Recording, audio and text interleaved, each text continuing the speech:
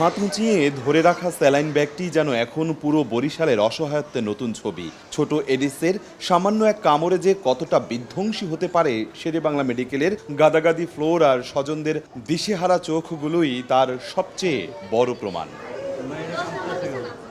প্রতিনিয়ত ডেঙ্গু আক্রান্ত রোগীর চাপে হিমশিম অবস্থা বিভাগের প্রধান চিকিৎসা কেন্দ্রটির। শুধু বরিশাল জেলাই নয়, ঝালকাঠি, পিরোজপুর ও বরগুনার প্রত্যন্ত অঞ্চল থেকেও প্রতিদিন এখানে ভিড় করছেন শত শত রোগী। বেড খালি না থাকায় ঠাঁই হচ্ছে মেঝেতেই। অভিযোগ উঠেছে মশক নিধন কার্যক্রম আটকে আছে শহরাঞ্চলে, উপেক্ষিত থেকে যাচ্ছে গ্রামগুলোতেও। ডেঙ্গু হয়েছিল, বাসায় ছিল, তখন প্রথম তো বুঝি নাই, পরে বাসায় টেস্ট করছি, তখন ডেঙ্গুতে পজিটিভ আসছে। ওর বাসায় সদস্য তিনজনই ডেঙ্গুতে আক্রান্ত। ওরা আম্মা আর ওর দাদি গ্রাম বাড়ির চিকিৎসা নিয়েছে, আর ওকে ঝালকাঠি থেকে বরিশাল শেরেবাংলা ট্রান্সফার করা হয়েছে।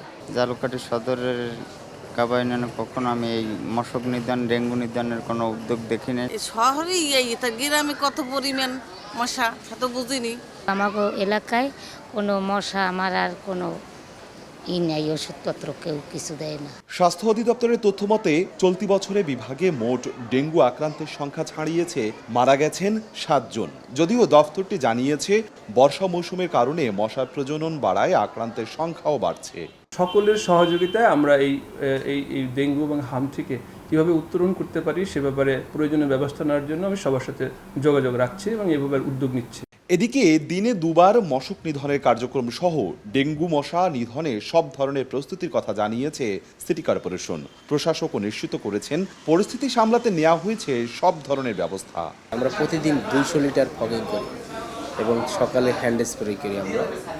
আমরা বিভাগীয় কমিশনার, পুলিশ কমিশনার এবং সুশীল সমাজ সকলকে নিয়ে সচেতনামূলক বিশাল র্যালি করেছি।